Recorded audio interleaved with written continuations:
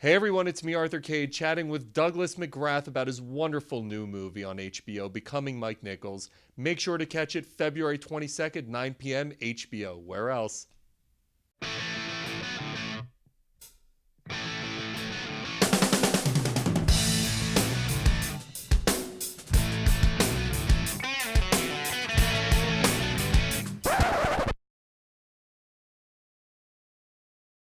Hey everyone, it's me, Arthur Kade. So Douglas McGrath, do you prefer Doug or Douglas? My friends call me Doug. And my friend, please tell me. Please call me Doug.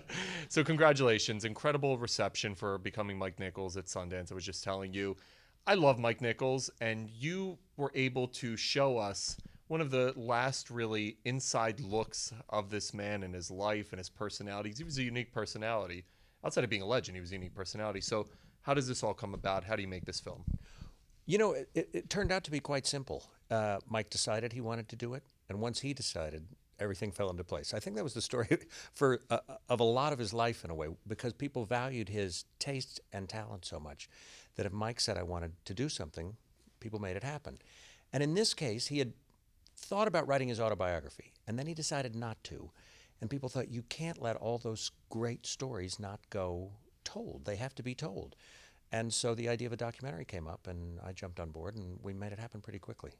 It's interesting with him because obviously there's a lot of directors out there who creatively are just geniuses. But then you get him in a room and the personality doesn't match up the creative genius. Mike's personality matched up the creative genius. When you get to know him and when you're telling his story on film, what did you want people to take away from who Mike Nichols was? Well, I didn't know if anyone had an idea, anyone who didn't know him at all had any sense of who he was, because largely for 40 years almost, he's been behind the camera more than in front of the camera. I wanted them to see how warm he was, because he had an incredible warmth about him, a personal warmth that in some ways might be surprising when you think how intelligent he was. Sometimes smart people are not The warmest. not always. Some are, but not always. And Mike had a wonderful warmth. And I think that comes through a lot in the documentary. I think that's true because it's Mike, but also because he was being interviewed by a very old friend of his, Jack O'Brien. And I think he felt at ease with Jack in a way that he might not have had it been just a random interviewer. So he had the comfort of knowing he was with an old friend and could say whatever he wanted, and not feel like he couldn't take a side turn or go in any direction he wanted. Do you think he understood the legacy that he had built? And looking back on his career, the treasure trove of content and incredible content that he's left behind for generations to come. Well, I think he was aware of what he meant to people, because people were very expressive about what he meant to them. He'd been saluted a lot, he'd received a lot of honors, and people were very open in their affection for him and in their respect for him. But at the same time, I'll tell you something I learned about Mike that was really interesting. In the early 2000s, he did a production of The Country Girl on Broadway, and it was not well received. It was the rare Mike Nichols. Flop. Well, I wasn't going to go all the way to flop, but it was not well received. You know what I mean? It didn't work the way he had hoped. And he went home, either after the reviews came out, I don't exactly remember when this was. He went home and he sat down with a legal pad and he took pages of notes for what he needed to do next time. And this was a guy who was 78 when that happened. Right. And then he went on to do his triumphant production of Death of a Salesman with Phil Hoffman. He never stopped learning. He was aware of his position, but he didn't coast.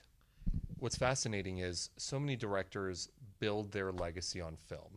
Here's a guy who did theater, he did film, he did it all. What do you think it was about his taste and his creative genius that made him so good on both platforms? Well, that's a really good question. You know, Mike started as a performer in the theater.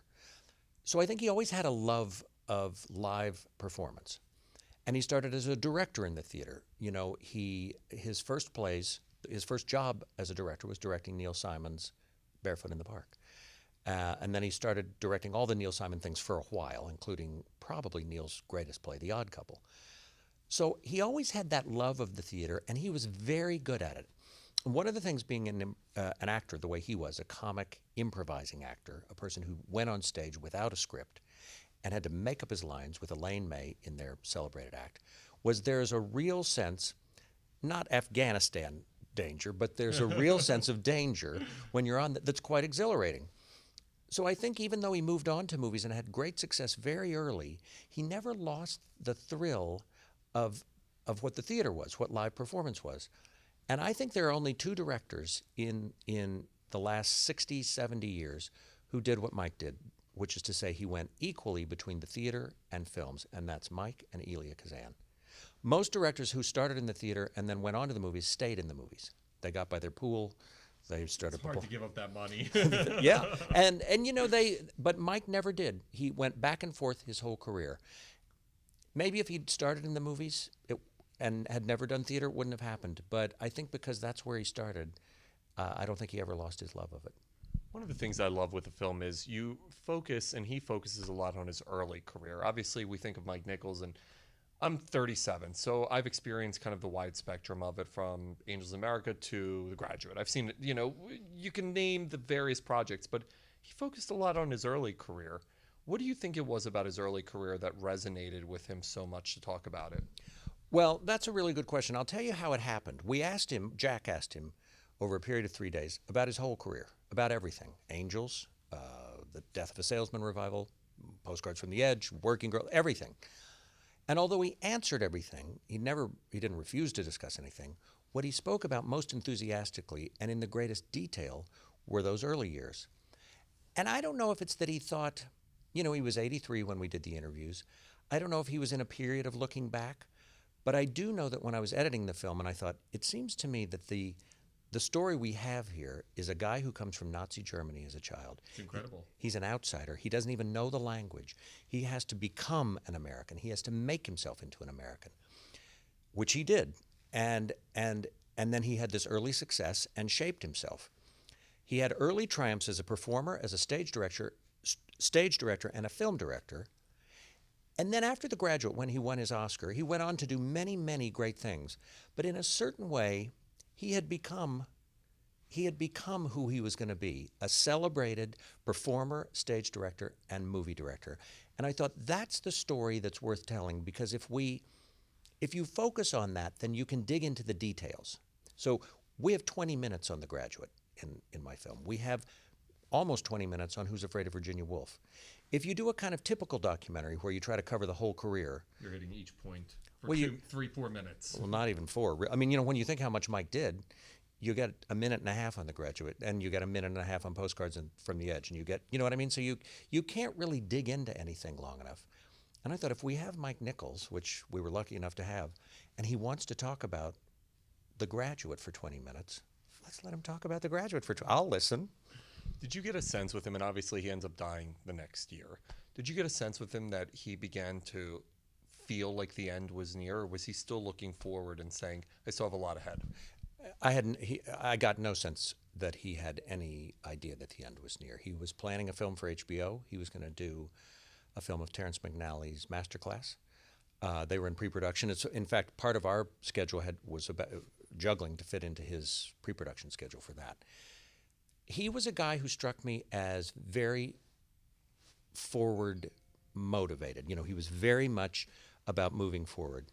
He was happy to talk, for our purposes, about the past, but I don't think in his normal life he talked about the past very much. You've mentioned the 3 golden letters of the alphabet, HBO. This is obviously going to air on HBO. Getting a partner like HBO, and we were just talking off camera, I think my favorite network to work with from the side of press that I deal with. What's it like for you partnering with them and having this film on HBO? I'm really glad you asked that, because one of the reasons the film exists, and one of the reasons the film is the way it is because I did it for HBO. First of all, they have the best people who work there. Frank Rich, one of my co-executive producers. I love him. Oh, he's fantastic. I love his writing. He's fantastic. And all the advice, all the notes in the course of making the movie from HBO were always the right kind of notes. They were always supporting what the film was. They were not things like, if Mike makes a reference to Elia Kazan in the movie, which he does, no one at the network says, nobody's going to know who Elia Kazan is. You have to cut that out. They trust the audience to be as smart as they are, which is quite a leap of faith. That's the first thing. The second thing is, because I decided early on, I thought the film should be about his early career. And what I wanted to do was let him talk at length, in detail, about the movies and plays he was most passionate about. I wanted to use real clips, by which I mean clips of some length, that demonstrated what he was talking about. So when he's talking about how Richard Burton, for instance, decided to cry in a particular scene in Virginia Woolf, we let Mike tell the whole story, and then we show the whole scene. As you know, in documentaries, when you're using film clips are like carpet. You pay by the yard. And most people don't want to pay for much. Great reference point. They want a yard. They don't want 10 yards. But I wanted people. I thought the only way the film is of interest if the audience can feel the effect of the scene, and you can't feel it if you can only take 15 seconds of it. And HBO, we're like, we need 3 minutes of The Graduate. We need 4 minutes from Virginia Woolf. Whatever check you need. Yeah, they're just like they never asked about it twice. Did you get a sense, in such an iconic career with so many projects, did you ever get a sense that there was one that he held close to his heart that was his baby? Well, he told me, we were talking on the phone one day during editing. I called him just to sort of let him know what was going on and how things were going. And he said, I'm going to confess something to you. I think most directors do their best work early. We ended up having a very interesting conversation testing this idea. But he said, I think I did my best work early. He said, I think The Graduate is my best film. Well, that's And it's an extraordinary film. And what's interesting about The Graduate is sometimes you love a film, and then you see it 10 years later, and you're embarrassed to even talk to yourself that you liked it so much. It's timeless. It is so good. I watched it again funnily enough, I was going back and forth from London for some other work. And we needed a clip to demonstrate a story Mike tells about how Mike himself, used to make a terrible whimpering sound whenever he would have lunch with Jack Warner, because Jack Warner would make these awful jokes. And Mike would just go, make a little whimpering sound. And so he told this to Dustin Hoffman, and Dustin used it in the movie a few times. So I thought, I better find the best whimpering. So I started the movie at the beginning. I watched it all the way through again. I found many good whimpering moments. But I couldn't, once I'd started the movie, which I've seen many, many times, it revealed itself in new ways every single time you see it. It is so good. It is. Anyway, I think that's the film he felt was his best. And as for his theater work, he says in the film he thinks that The Odd Couple was possibly the best thing he ever did on Broadway. If not, he felt it was the best thing he did for a very long time. Final question. I would be so geeked out if I had time with Mike Nichols and if I was in the same profession as him. Did you find yourself like, holy cow, I'm a director and I'm sitting with one of the greats ever. This is bizarro, A, and B, I hope he thinks I know what I'm doing. Right. Well, I never lose, for me. I've lost a lot of things since I was a kid, starting from here back. But I'll tell you what, I never lose. I never forget that I grew up in West Texas, that I was a kid when I saw The Graduate, that I used to read Woody Allen's books, that I used to listen to Carole King's music, whatever it is, people that I later became involved with and work with, and I never lose my amazement that I'm in the room with them. These people, and in the case of your question, Mike in particular, are so great when you're with them. It's not like, you've idolized Hitler all your life, and then you go to work with him, and he's so much meaner than you thought. Mike is charming and funny, and I'm not saying he was being shrewd, but it's in his interest for us to get along, because It's a good product. Why would he want to? Sure. So he's smart about it. But I think it's not calculation. He seemed to be a person who had a genuine interest in other people. So he was very helpful to me, and he was very supportive. So I liked him a lot. I was very, very, very sad. So short into it. It was only 3 or 4 months after we'd finished shooting that he died. A loss of a great mind. I'll tell you. And a unique, complete one-off talent. Congratulations, man. This is awesome, and it's like, again, to make movies, I'm imagining from a director's standpoint is cool, but to be able to make one about and with someone like Mike Nichols, total thrill. You're probably, I agree. Probably a little kid all over again. I know. I'm really a little kid all the time. That's awesome. Despite this old man's face.